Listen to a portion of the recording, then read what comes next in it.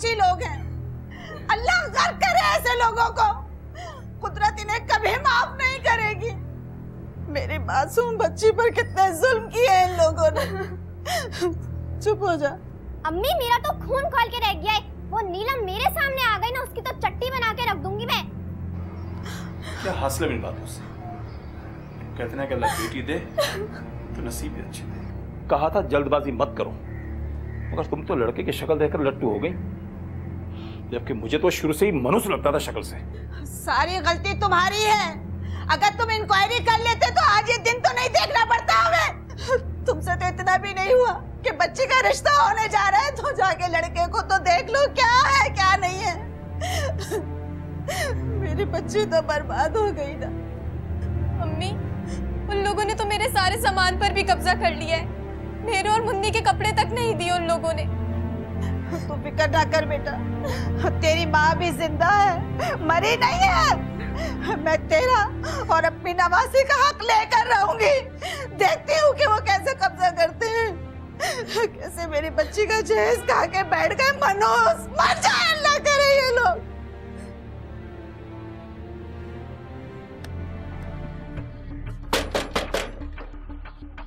हाँ, क्या बात है? क्या लेने आए हो यहाँ पे? दरवाजा खोले, आपसे बात करनी है। क्या बात करनी है? हमें कोई बात नहीं करनी तुमसे। इम्ताज मियाँ, अगर तुम चाहते हो कि हमारी बातें सारा जमाना सुने तो सुनो, मुझे अपनी बेटी का तलाक लिखा हुआ चाहिए। क्यों? ज़बानी तलाक की तशफ़ी नहीं हुई क्या? हैं?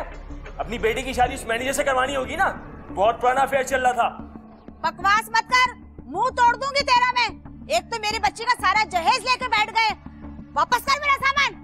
कौन सा जहेज, कौन सा सामान? और तेरी बेटी लाई क्या थी? ओ चुईया, जो तूने कपड़े पहने हुए ना, ये भी मेरी बाजी के हैं। तेरे तो मैं मुंह ही लगना पसंद नहीं करती। तेरे कोई मुंह लग भी नहीं रहा। नीचे तुझे बताऊं, बंदरी आई बड़ी हमें बताने वाली, मरी हुई छुपकली। चुप कर, बड़ी आई। अरे दफान हो, कौन से जहेज की बात कर रही हो? क्या लेकर आई थी तुम्हारी बेटी? डीको का फर्नीचर। एक बारिश हुई या फर्नीचर फूल गया। और क्या दिया था तुमने? किस बात की बात कर रही हो? अब बोल। और जेवर? जेवर तो तुम्हारी बेटी अपने साथ ही ले गई है। वो भी जो हमने बड़ी में दिया था, और वो भी जो मेरी बहन का था। तुम मेरी बच्ची पे इल्जाम लगा रहे हो, तोहमत लगा रहे हो। अरे तुमने तो मेरी बच्ची के कपड़े तक रख लिए। और जेवर? किस जेवर की बात कर रहे हो तुम? अरे सारा जेवर मेरा था, जो मैं तुम लोगों को दिया था। कंगलो,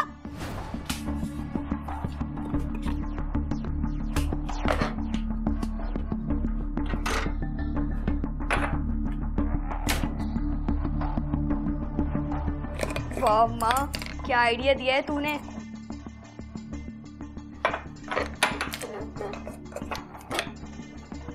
इसको तो भर भर के डालूंगी।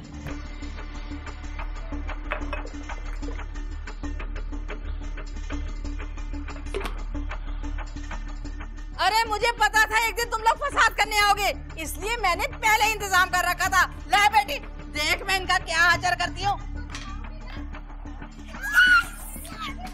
बोल अब, बोल अब, बोल। अल्लाह मेरी आंखों में गुंडागर्दी करता है तेरी ऐसी तैसी। मेरी आंखें। अब्दुल राना है मेरा नाम, याद रखना। छोड़ूंगा नहीं, अदालत में घसीटूंगा। क्या समझ तेरे पर? ओए चल यहाँ से। एक एक चीज निकलो अपनी बच्ची की। जलील कमीना लालची इंसान, छोड़ूंगा तुझे मैं। आओ बेगम, इन्हें अदालत में ही लेंगे। देखिए, गलती तो आप लोगों की भी है। जब उन्होंने पहली मर्तबा आपको जहेज की लिस्ट थमाई थी तो आपको समझ आना चाहिए था कि ये किस किस्म के लोग हैं। बिला वजह आपने अपनी बेटी को जहन्नुम में धकेला है। अब मुझे नहीं लगता ये लोग इतनी आसानी से जहेज का सामान वापस करेंगे। आपने दुरुस्त फरमाया आमना साहिबा। दरअसल जब वो रिश्ता लेकर आए थे तो बहुत बाइखलाक, सुलझे हुए, बहुत मीठे मीठे बनकर मिल रहे थे। लेकिन जब रिश्ता तय हो गया तो उन्होंने एक लंबी चौड़ी फहरिस्त पकड़ा दी जहेज की, और हमने भी अपनी हैसियत से बढ़कर दिया। क्या फायदा हुआ? लेकिन बेटी तो आपकी खुश ना रही ना। फिर भी जहेज की वापसी के लिए पिटीशन दायर करने में फिर मैं आपकी मदद करती हूँ। अदालत में सारे सामान की रसीदें और लिस्ट जमा करानी पड़ेगी। ये रसीदें और लिस्ट वगैरह तो जरा मुमकिन नहीं हो सकेंगी।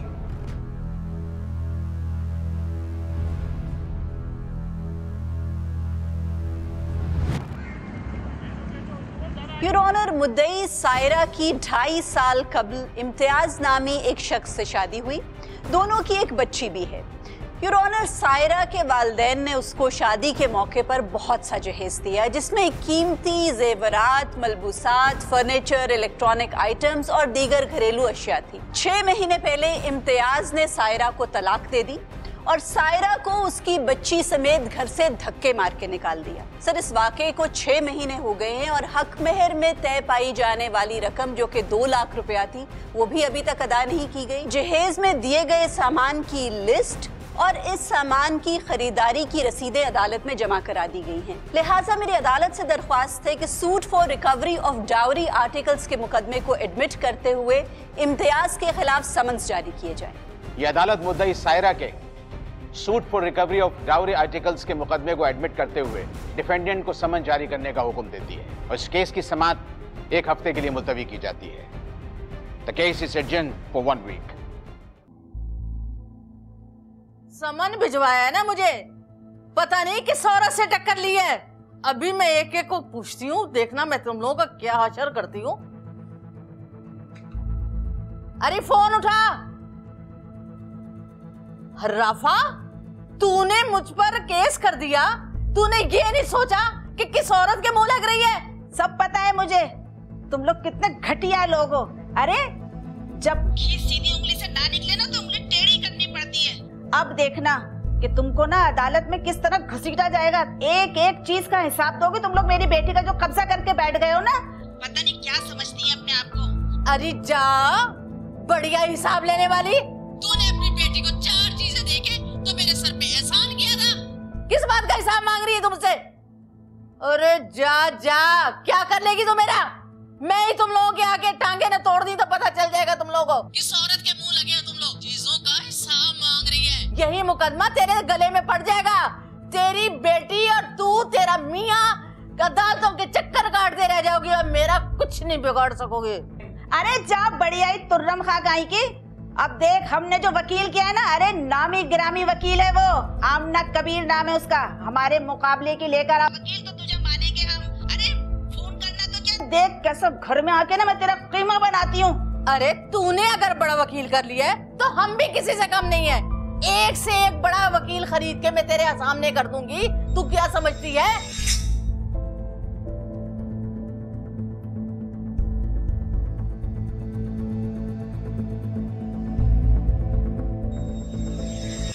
शादी के मौके पर दुल्हन को दिए जाने वाले जहेज और तहाइफ को एक हद में रखने के लिए the dowry and bridal gifts restoration act 1976 में नाफिज हुआ था, जिसके तहत दुल्हन के वालिदैन उसे 5,000 रुपए मालियत से ज्यादा का जहेज नहीं दे सकते और वालिदैन की तरफ से दूल्हे को दिए जाने वाले तहाइफ की हद भी 5,000 रुपए रखी गई है। और इसी एक्ट के तहत दूल्हा दुल्हन को 100 रुपए से ज्यादा की सलामी देने की भी ममानियत है।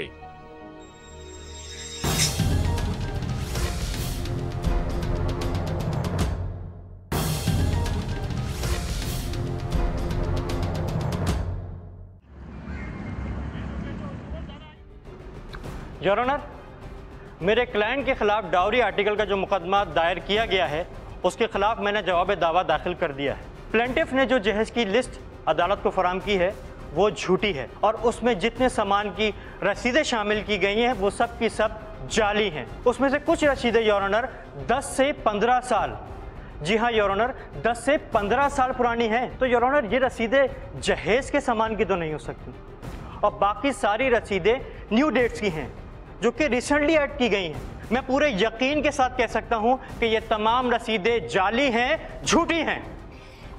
योर ऑनर, जब भी कोई डाउरी का केस अदालत में आता है तो लड़के वालों का वकील जाली रसीदों का झूठा दावा लेकर सामने आ जाता है। योर ऑनर, मेरे क्लाइंट्स ने जितनी भी रसीदें अदालत में जमा कराई हैं, चाहे वो पुरानी हो या नई हो, वो तमाम की तमाम असली हैं। योर ऑनर, हकीकत ये है कि अक्सर खानदानों में जब बेटी पैदा होती है तो माँ बाप बेटी की पैदाइश के वक्त से ही उसका जहेज जोड़ना शुरू कर देते हैं। योर ऑनर, इस केस में भी कुछ ऐसा ही हुआ है, इसलिए रसीदें पुरानी हैं और जो रसीदें गुम हो गई थी उनकी डुप्लीकेट्स दोबारा निकलवाई गई हैं और उन दुकानदारों ने अपनी दुकान की स्टैंप और दस्तखत करके ये रसीदें जारी की हैं। योर ऑनर, वकील साहब के क्लाइंट्स ने तो सिर्फ जहेज के लालच में मेरी क्लाइंट से शादी की थी, इसीलिए उसको तलाक देकर उसके जहेज के सामान पर काबिज होकर बैठ गए। योर ऑनर, ये तो इतने लालची और बेईमान हैं, इन्होंने तो हक मेहर की भी रकम अदा नहीं की अभी तक। योर ऑनर, मिस आमना मेरे क्लाइंट को लालची और खुदगर्ज कहकर उनकी तौहीन कर रही हैं। मेरे क्लाइंट कोई गिरे पड़े लोग नहीं हैं। आपके क्लाइंट्स अगर बहुत इज्जतदार लोग होते ना तो अपने मुंह से कभी भी जहेज का मुतालबा नहीं करते। योर ऑनर, इनके क्लाइंट्स ने तो सायरा के वालिदैन को जहेज की एक लंबी चौड़ी लिस्ट बना कर दी थी, और अगर आपके क्लाइंट्स इतने शरीफ लोग होते ना तो आज जहेज के सामान की वापसी का मुकदमा अदालत में ना आया होता। योर ऑनर, वकील साहब के क्लाइंट्स को रिश्तों की कोई कदर नहीं है, इन्हें तो सिर्फ चीजों की लालच है। इसका अंदाजा इस बात से लगाया जा सकता है कि जो छोटी बच्ची इनके घर पैदा हुई, योर ऑनर, इन्होंने तो उसकी पैदाइश का खर्चा भी नहीं उठाया, वो भी बच्ची के नाना नानी ने उठाया। और उस बच्ची के लिए जितने कपड़े और खिलौने बनाए गए थे सर, इन्होंने तो वो भी नहीं दिए। बच्ची को और उसकी माँ को घर से निकाल दिया और उन चीजों पर भी कब्जा कर लिया। योर ऑनर, मुद्दई सायरा के साथ इम्तियाज और उसकी फैमिली ने क्या सलूक किया, उसके लिए मैं चाहूंगी कि सायरा को कचहरे में बुलवाऊं और वो अपना बयान दे। इजाजत है। Thank you sir. Saira Safdar हाजिर हो।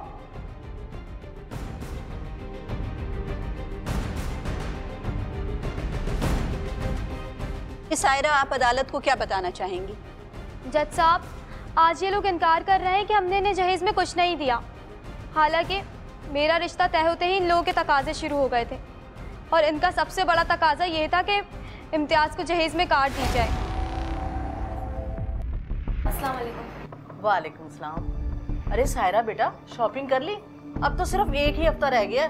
बहन, मैंने तो इसकी शादी के सारे जोड़े एडवांस में 2 साल पहले ही खरीद के रख लिए थे। 2 साल पुराने सूट? अरे हम क्या पुराने फैशन करेंगे? अम्मी तुम्हारे जोड़ों की बात नहीं करी, आप ही के जोड़ों की बात कर रही है। अरे तो क्या सायरा सिर्फ अपने सूट लेकर आएगी? तो क्या आप अपनी शॉपिंग खुद नहीं कर सकती? हमारे यहाँ तो रिवाज है कि लड़की वाले लड़के की माँ, बहन और करीबी रिश्तेदारों को कम से कम 4-4 सूट देते हैं। बहन, आप फिक्र ना करें, हम अपनी हैसियत से बढ़कर देंगे। जाहिर है कि लड़की के माँ बाप अपनी बेटी को अच्छे से अच्छा जहेज देते हैं, और आप जो टीवी और फ्रिज देना वो बड़े साइज का दीजिएगा, हमें तो जरूरत नहीं है, लेकिन आपकी बेटी को ही आराम मिलेगा ना। और ऐसा ना हो कि आप 20 इंच का पुराने टीवी पकड़ा दें। हमने तो अपने रिश्तेदारों में आप लोगों का रौब बिठा दिया है कि आप लोग बड़े लोग हैं। अच्छा सुने, मेरे बेटे को सलामी में कार तो दे रहे हैं ना? देखिए बहन, आपकी सब फरमाइशें सर आंखों पर, मगर कार हमारी हैसियत से बढ़कर है। अरे जब हैसियत हो जब कार दे दीजिएगा, हमें भी तो पता है ना कि बड़ी महंगाई है। मेरे अब्बू कुछ ही अर्सा पहले रिटायर्ड हुए थे, उनको रिटायरमेंट से जो भी रकम मिली उन्होंने सारी मेरी शादी पर लगा दी। अब्बू ने अच्छे वक्तों में कोई जायदाद जमा करी थी, उन्होंने वही सब कुछ बेचकर मेरी शादी में खर्चा करा।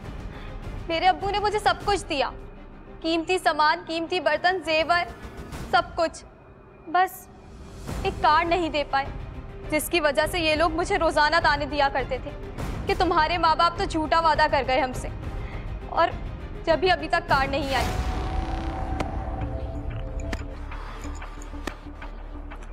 आप जाके टैक्सी ले आइए। शर्म तो आती नहीं है बात बोलते हुए, कितनी रिटाई से बोल दिया, आप जाके टैक्सी ले आइए। 1000 रुपए लगते हैं आने जाने में। सब्र करो बेटा, सायरा के अब्बा को बेटी का ख्याल होता ना तो कब की कार दे देते। शादी से पहले कहा था 3 महीने में कार दे देंगे, अभी तक कार नहीं आई। कितने झूठे लोगों से वास्ता पड़ा है हमारा। अम्मी कहाँ से देंगे अब्बू, कोई लैंडलॉर्ड तो है नहीं, वो कार लाखों रुपए की आती है। अरे हैसियत नहीं थी तो हम जैसे बड़े लोगों में रिश्ता क्यों किया? शक्ल तो देखो बड़े लोगों की। ओ हेलो, तुमसे तो लाख दर्जे अच्छी है शक्ल मेरी। नीलम तुम खामोश रहो। सायरा कान खोल के सुन लो, कल मैं किस्तों पर कार निकलवा रहा हूँ। अपने बाप से कहना कि बाकायदगी से किस्तें भरता रहे, समझी? बात तो सुनिए, हमारे साथ तो बहुत बड़ा धोखा हुआ, और सबसे बड़ा धोखा तो ये हुआ कि मुझे शादी के साल भर बाद पता चला कि इम्तियाज की पहले एक शादी भी हुई थी, लेकिन उन्होंने अपनी पहली बेगम को तलाक दे दी थी। यहाँ तक कि जो मुझे बरी में कपड़े दिए गए थे वो भी इम्तियाज की पहली बेगम के ही थे। वो बेचारी तो खामोशी से तलाक लेकर दूसरे मुल्क चली गई, लेकिन ये लोग उसके सारे सामान पर कब्जा जमाए बैठे हैं। इम्तियाज ने तो हमसे बोला था कि वो बिजनेस करता है, लेकिन हमें शादी के बाद पता चला कि वो ना ही कोई बिजनेस करता है, बस वो तो घर में जमा बैठा रहता है। इन्होंने तो हमसे ये कहा था कि इनका अपार्टमेंट बुक हो चुका है, 2 महीने बाद वो लोग वहाँ शिफ्ट हो जाएंगे, लेकिन इनका ना ही तो कोई अपार्टमेंट था और ना ही इन्होंने कुछ बुक करवाया था। क्या करूं मैं? इम्तियाज, इधर आ। क्या है? अंदर तो आ, 2 मिनट बैठ के बात सुन मेरी। क्या हो गया? बैठ तो सही। हाँ बोलो, क्या बात है? मालिक मकान का फोन आया था, किराया मांग रहा है। अम्मा, ये 15,000 का बिजली का बिल आया हुआ है, ये बिल भरूं या किराया दूं मकान का? अरे तो इससे बात करना, ये अपने अब्बा से बात करे। बिजली गैस का बिल हम भर देंगे, मकान का किराया इसके अब्बा दे देंगे। हाँ भाभी, कर ले आप पैसों का इंतजाम, वरना आपको पुन्नी को तो गर्मी में सड़ना पड़ेगा। हम तो हर हाल में खुश हैं, क्यों अम्मा? हाँ ना। इम्तियाज, लेकिन आपने पहले तो ये कहा था कि ये घर आपका अपना है। ज्यादा बकवास की ना तो 3 बोल बोल के अभी फारिग कर दूंगा। बस तो फिर तय हो गया, मकान का किराया इनके अब्बा देंगे, बिल हम भर देंगे। अरे तो अपने अब्बा से बात कर लेना, इतनी तो समझदार है कि मिलजुल के रहना चाहिए। अच्छा भाभी, जो आपकी अम्मी ने आपको मेकअप की किट दी थी ना, वो मैंने आपके रूम से ले ली है। अरे तो क्या हो गया, इसने इस्तेमाल किया, तूने इस्तेमाल की, दोनों की बात एक ही है। समझ आ रहा हूं। हाँ, परेशान ना हो बेटा, कर लेगी कुछ ना कुछ। समझदार है, इतनी बेवकूफ नहीं है ये, इसको पता है मिलके रहना है। The dowry and bridal gifts restriction act के तहत अरकान पार्लिमान और ग्रेड 17 से ऊपर के अफसरान अपनी या अपने बेटे या बेटी की शादी के मौके पर खानदान के लोगों के अलावा किसी से कोई तोहफा वसूल नहीं कर सकते।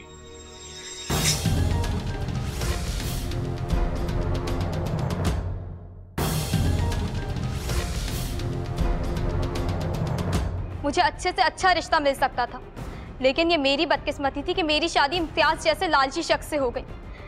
इसकी पहली बीवी ढेर सारा जहेज लेकर आई थी, उसके जहेज पे भी इन लोगों ने कब्जा कर लिया और अब ये लोग मेरे जहेज पे भी कब्जा जमाना चाहते हैं। वैसे भी इनके घर का सारा खर्चा तो मेरे वालिद साहब भी उठाया करते थे, लेकिन फिर भी ये लोग मुझे ससुराल में कोई इज्जत नहीं दिया करते थे। उस दिन तो मेरे सब्र की हद हो गई जब मुझे ये पता चला कि इम्तियाज मेरे बैंक पे रख के 10 लाख भी हथियाना चाहते हैं।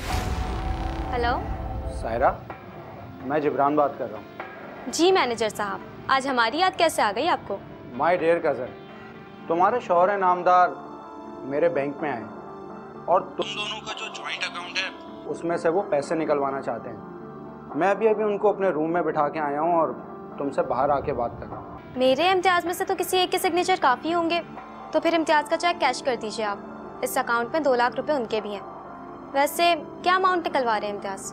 अकाउंट में पड़े पूरे 12 लाख रुपए इम्तियाज निकलवाना चाहता है। अब बताओ कि क्या करूँ? क्या? कोई ज़रूरत नहीं है चेक कैश करने की। आप ये बोल दीजिए, जब तक मेरे सिग्नेचर नहीं होंगे चेक कैश नहीं हो सकता। Good decision. ठीक है, मैं यही करता हूँ। ओके, अल्लाह हाफ़िज़।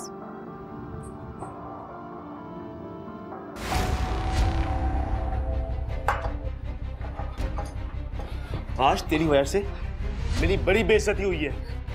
तूने जिब्रान को चेक कैश करने से मना क्यों किया था? कौन लगता है तेरा? वो सिर्फ मेरा कजन है। कजन का तो बहाना है, यार है तेरा। खूब समझती हूँ, घंटों मोबाइल पर तो उसी से बातें करती है ना। अम्मी, आप मुझ पर इल्जाम लगा रही हैं। मैं आपके घर की बहू, आपकी इज्जत तो कुछ तो ख्याल करिए। वो सिर्फ मेरा फूफीजाद भाई है और कुछ नहीं है। सगा भाई तो नहीं है ना? और वो जॉइंट अकाउंट है, उसमें मेरे भी पैसे हैं। आपके तो जो 2 लाख रुपए, बाकी के 10 लाख तो मेरे बाप की मेहनत की कमाई के। आप तो कुछ करते नहीं है, वो पैसे मैंने अपनी बच्ची के लिए रखे। ओहो, जबान तो देखो कैसी चल रही है, चलाक लोमड़ी। और तू खड़ा खड़ा किया सुन रहे बेगैरत? लगा दो जूते इसके। अम्मा, जूते नहीं, आज मैं से इस घर से किक आउट करता हूँ। चल निकल यहाँ से, अब तेरा मेरा कोई रिश्ता नहीं है। एक मिनट, पकड़ो अपनी औलाद को। ये आप क्या कह रहे हैं? बात साफ है, या तो अकाउंट में पड़े वो 10 लाख मुझे दे, या फिर वो पैसे तो मैं आपको हरगिज नहीं दूंगी। ठीक है, तो फिर मैं तुझे 10 लाख देता हूँ। तलाक देता हूँ मैं तुझे तलाक देता हूँ। चल निकल यहाँ से। चल निकल, भागो यहाँ से, हमारा घर भागो। और आइंदा हमारे घर में आई ना तो मूली की तरह काट दूंगी तुझे, मूली की तरह। अब यहाँ खड़ी खड़ी शक्ल क्या देख रही है? चल निकल यहाँ से। जा रही हूँ, लेकिन मुझे अपना सामान तो लेने दो। कोई सामान वाला नहीं है। Get lost from my house। अरे तू लाई क्या थी जो लेकर जाएगी? पाँव में क्या हेल्प लगी है जो जम के खड़ी होगी? चल दबाओ यहाँ से। अरे अम्मा, मैं इसे निकालती हूँ। चल भाई, दबाओ हमारे घर से। चल। अरे निकल। चल निकल बाहर। जज साहब, मेरा सारा जेवर, मेरे कपड़े सब कुछ इन्हीं के घर में रह गया है। मैं अपनी छोटी बहन के कपड़े पहन रही हूँ, यहाँ तक कि मेरी बच्ची का सामान तक देने को राजी नहीं है ये लोग। योर ऑनर, सायरा साहिबा ने ये अभी जो कुछ भी बयान किया है इसमें शायद 2% भी सच्चाई नहीं है। इनके बयान के मुताबिक ये शादी जहेज के लालच में की गई थी। चले मान लिया कि ये शादी जहेज के लालच में की गई थी। इन्होंने ये भी कहा कि इनकी ससुराल के सारे अखराजात इनके वालिद सफदर साहब उठा रहे थे। अगर ये बात है तो मेरे ख्याल में आज आपकी तलाक को तकरीबन 6 महीने हो गए हैं और 6 महीने से इनके वालिद ने मेरे क्लाइंट इम्तियाज साहब को कोई पैसे भी नहीं दिए होंगे। तो उस हिसाब से मेरे क्लाइंट इम्तियाज साहब के घर में तो इस वक्त फिक्र फाका की नौबत आ गई होगी। वकील साहब, सायरा साहिबा का सारा सामान आपके क्लाइंट के घर पर मौजूद है। यकीनन उसी को बेचकर कुछ ना कुछ अपनी गुजर बसर कर रहे होंगे, बल्कि आपकी फीस भी शायद उसी सामान में से निकली हो। योर ऑनर, मेरी दरख्वास्त है कि मेरे क्लाइंट इम्तियाज साहब को भी कुछ कहने का मौका दिया जाए। इजाजत है। इम्तियाज खान हाजिर हो।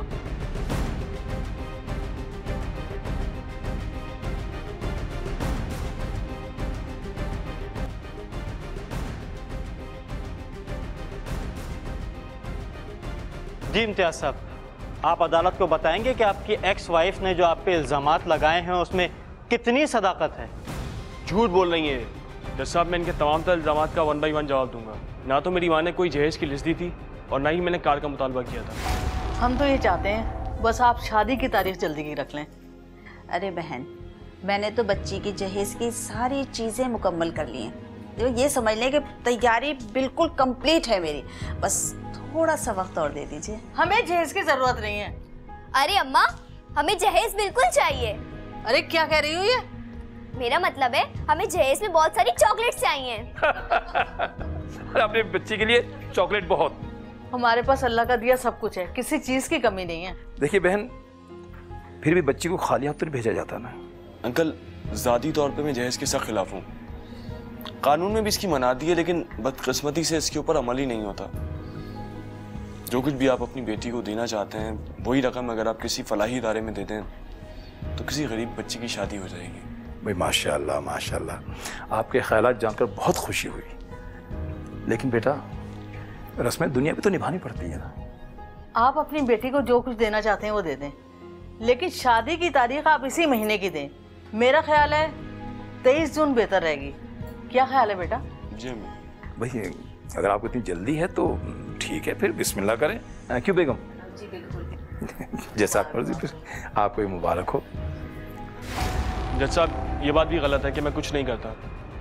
मैंने अपनी दोस्त की कंपनी के अंदर इन्वेस्टमेंट की हुई है जहाँ पे मैं स्लीपिंग पार्टनर हूँ।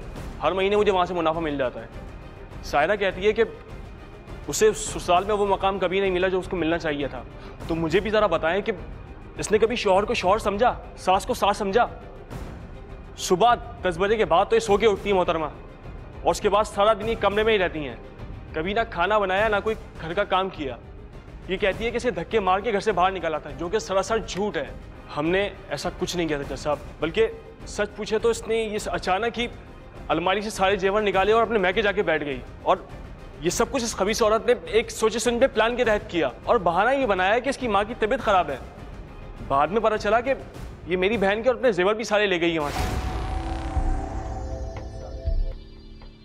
हेलो हेलो सायरा, यार तुम भी कमाल करती हो। इस तरह बगैर बताए मैं क्या चली आई?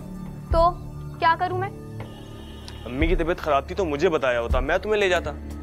और ये तुम अपना और नीलम का सारा जेवर मैं के लेके क्यों गई हो? किसी तकरीब में पहनना है क्या? अच्छा ये बताओ, लेने का। मिस्टर इम्तियाज, एक बात कान खोल कर सुन लो। मुझे अब तुम्हारे साथ नहीं रहना, मुझे तलाक भेज दो। क्या? समझ गए?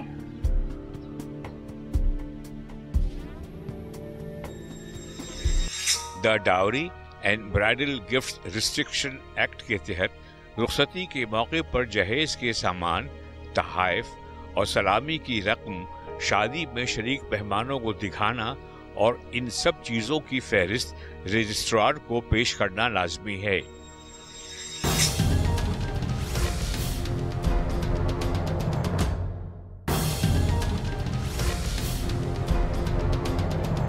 मैंने इसे तलाक नहीं दी, इसने खुद मुझसे तलाक ली है। इम्तियाज साहब, वो आपसे जबरदस्ती तलाक किस तरह मांग सकती है? ज्यादा से ज्यादा खुला की बात कर सकती थी, और उसने तो कोई खुला का दावा दायर नहीं किया। तलाक आपने उसको दी थी, वो तो आपकी बदसलूकी के बावजूद आपसे निभा करना चाहती थी। आपने उसे तलाक भी दे दी, फिर उसका हक मेहर भी अदा नहीं किया, और अब हद तो ये है कि उसके जहेज के सामान पर आप काबिज हो गए। मैंने उसे मजबूरन तलाक दी थी। सारे फसाद की जड़ सारा की माँ है, उसी ने इस तरह की उधर की है। वो ये चाहती नहीं थी कि उसकी बेटी के घर बसे। सायरा बेटी, ये तुम्हारी सास और नंद कैसी हैं? तुम्हें तंग तो नहीं करती? नहीं अम्मी, मेरी सास भी अच्छी है और मेरी नंद भी। थोड़ी बहुत नोकझोंक तो हर घर में ही हो जाती है। तू बहुत सीधी है बेटा। ये जो मेरी तजर्बेकार निगाहें देख रही है ना, वो तुझे नजर नहीं आएगा। अरे भाई, अब ऐसा क्या देख लिया आपने? तू नहीं जानती है, ये जो तेरी सास और नंद है ना, ये बहुत बड़ी कुतामा है। अरे जिस शौहर को तेरा गुलाम बन के रहना चाहिए था, वो तो अपनी माँ बहन की मुट्ठी में है। देख, एक बात कान खोल कर सुन ले मेरी, जिस लड़की के मैके वाले पीछे होते हैं ना, वो लड़की मजबूत होती है, किसी से डरती या दबती नहीं है। और तुझे भी कोई लिहाज करने की जरूरत नहीं है, चाहे वो सास हो या शौहर। समझ रही है मेरी बात? मेरी समझ में तो ये नहीं आ रहा कि किस जहेज की बात कर रहे हैं ये लोग। हाँ, जहेज के नाम पे कुछ पुराना फर्नीचर जरूर आया था, जो कि 2 साल में ही टूट फूट गया था, और मजबूरन हमें वो एक कबाड़िये को मुफ्त में देना पड़ा, क्योंकि कोई कबाड़िया भी उसको खरीदने के लिए तैयार नहीं था। हद होती है झूठ की इम्तियाज, तुझे शर्म नहीं आती? एक तो तूने मेरी बच्ची को घर से धक्के मारकर बाहर निकाल दिया, और फिर बकवास कर रहा है कि मेरी बच्ची ने तलाक मांगी थी। अरे अपनी औकात में रहो, तुम लोग खुद को समझते क्या हो? 2 जोड़ी कपड़ों में लड़की को भेज दिया, किस जहेज का मुतालबा कर रहे हो? तुम लोग की औकात है इतना जहेज देने की? आप चुप हो जाए, मेरे मुंह ना ही लगे तो अच्छा है। Order order. अदालत के डेकोरम का ख्याल नहीं रखा गया तो यह अदालत सख्त एक्शन लेने पर मजबूर होगी। आप लोग खामोश रहिए। आप लोगों को कुछ कहना है तो कटेरे में आकर कहें। जी, पहले आप बताइए, आप क्या कहना चाहती हैं? जज साहब, मुझे बताया गया कि 6 तोले का जेवर चढ़ाया है, और जेवर भी वो जो कि नकली मंजूस का, पीतल के जेवर पे सोने का पानी चढ़ा हुआ, और फर्नीचर डीको का 1 साल की बारिश में तो वो फूल गया, और बाकी सत्यानाश इनकी बेटी ने तबाह बर्बाद कर दिया। ऐसी गंदी, ऐसी फूहड़ औरत, खुदा की पनाह। हमने 5 तोले का जेवर और लाखों की बरी दी, पहले ये लोग वापस तो करें वो। जी मोहतरमा, आपका क्या बयान है? जज साहब, इन जैसे बेगैरत और बेशरम लोग मैंने दुनिया में नहीं देखे। और ये जो इम्तियाज की माँ है ना, फाकरा, इसको बड़ा गुरूर है ना कि ये बेटे की माँ है, इसीलिए हम माँ बेटियों को इनकी हर नाजायज बात को पूरा करना होगा। सारी आग इस औरत की लगाई हुई है जज साहब। इसने मेरी बेटी का जीना हराम कर रखा था, अपने बेटे को इसने मुट्ठी में कर रखा था। हम बर्दाश्त करते रहे, हम सब्र करते रहे, और अपनी हैसियत से ज्यादा इनकी हर डिमांड को हमने पूरा करने की कोशिश की। क्यों की? सिर्फ इसलिए कि हमारी बेटी को तहफ्फुज़ मिले, वो अपने घर में खुश रहे। मगर इस लालची औरत ने मेरी बच्ची का घर बर्बाद करवा दिया। खुदा तुम्हें कभी माफ नहीं करेगा फाकरा, ये मेरी बद्दुआ है, एक माँ की बद्दुआ है। तुमने उसकी बच्ची का घर उजाड़ा है। आप दोनों ने कुछ और कहना है? जज साहब, ताली दोनों हाथों से बजती है, सिर्फ एक का कसूर नहीं होता। अगर मेरा कसूर था तो इनकी बेटी भी किसी से कम नहीं थी, ना ये खुद किसी से कम है। ठीक है, आप दोनों तशरीफ रखें। योर ऑनर, क्या इम्तियाज साहब से कुछ सवालात मैं भी कर सकती हूँ? इजाजत है। Thank you sir.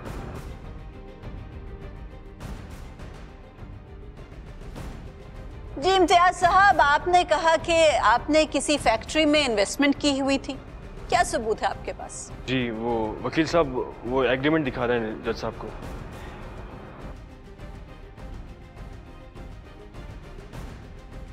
एग्रीमेंट रहने दें, आप मुझे ये बताएं कि आपने तो सिर्फ एक फैक्ट्री में 5 लाख रुपए की इन्वेस्टमेंट की हुई थी, जिसका आपको ज्यादा से ज्यादा माहाना प्रॉफिट 10,000 रुपया मिलता है।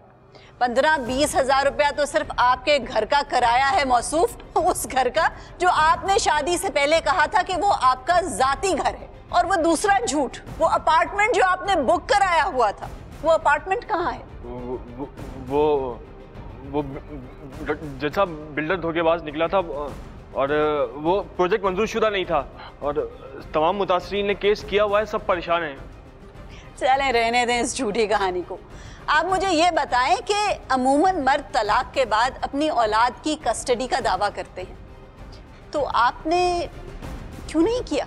योर ऑनर, इम्तियाज साहब की बच्ची अभी शीरख्वार है और शीरख्वार बच्चा तलाक के बाद अमूमन माँ के पास रहता है। नॉर्मल सा कानूनी मसला है और हर शख्स ये कानूनी मसला जानता है, इसलिए इन्होंने बच्ची को हासिल करने का दावा नहीं किया। वाह, ये कानूनी नुक्ता तो मालूम था आपके क्लाइंट को, लेकिन क्या उन्हें ये कानूनी नुक्ता मालूम नहीं था कि बच्ची के तमाम इखराजात बाप की जिम्मेदारी होते? इन्होंने अपनी बच्ची के क्या इखराजात उठाने थे, जबकि इनका अपना खर्चा इनका ससुर उठाता था। और वकील साहब, क्या आपने अपने क्लाइंट को ये कानूनी बात नहीं बताई कि औरत के जहेज पर उसका शौहर या उसका ससुराल काबिज नहीं हो सकता? काबिज तो रहने दें, औरत की मर्जी और इजाजत के बगैर उसके जहेज का सामान कोई भी इस्तेमाल नहीं कर सकता। योर ऑनर, जिस सामान का तकाजा किया जा रहा है वो सामान मेरे क्लाइंट के घर में मौजूद ही नहीं है। ये दावा सरासर झूठा है, इसे खारिज किया जाए।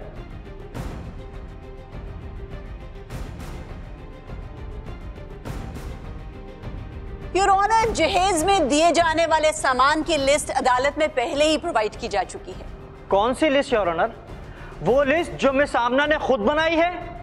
क्या इनके पास मेरे क्लाइंट इम्तियाज साहब या उनके घर के किसी फर्द की उस लिस्ट पे रिसीविंग मौजूद है? योर ऑनर, इज्जतदार घरानों के लोग कभी भी जहेज के सामान की रिसीविंग नहीं लेते। योर ऑनर, मेरे पास एक ठोस सबूत है। सर, इस फाइल को मुलाहिजा कीजिए। इस फाइल के अंदर रिकॉर्ड है जो हमने उस ट्रांसपोर्टर से लिया जिसने सायरा के घर से उसके जहेज का सामान इम्तियाज साहब के घर पहुंचाया। योर ऑनर, इस फाइल में उस सामान की तमाम तर एंट्रीज हैं, आइटम दर आइटम, और इस पर इम्तियाज साहब की रिसीविंग के सिग्नेचर्स भी हैं। योर ऑनर, ये ठोस सबूत है कि जहेज का सामान इम्तियाज साहब के घर गया था और कितने आइटम्स हैं उन तमाम का इंदराज इस फाइल में मौजूद है। योर ऑनर, मेरी अदालत से दरख्वास्त है कि मेरी क्लाइंट के साथ इंसाफ किया जाए। योर ऑनर, इम्तियाज साहब ने ना तो मेरी क्लाइंट को हक मेहर की रकम अदा की, ना ही अपनी बच्ची के इखराजात उठाए, और आज जहेज के सामान पर भी ये काबिज हो गए हैं और इनकार कर रहे हैं कि कोई भी जहेज का सामान इनके घर पे मौजूद नहीं है। योर ऑनर, मेरी अदालत से दरख्वास्त है कि मेरी क्लाइंट का जेवर और सामान उसके साबिक शौहर से वापस दिलवाया जाए। Thank you sir. वकला की बहस और मुद्दई और मुद्दा अलैह के बयानात की रोशनी में अदालत इस नतीजे पर पहुंची है कि मिस सायरा सफदर का suit for recovery of dowry articles का मुकदमा जो है अदालत उसे तस्लीम करती है और मुद्दा अलैह को इस बात का पाबंद करती है कि वो मुद्दई के जहेज का तमाम सामान वापस कर दे। अगर मुद्दा अलैह जहेज का सामान वापस करने से कासिर रहे तो फिर वो इस सामान की मसावी रकम मुद्दई को अदा कर दे। The case is disposed of.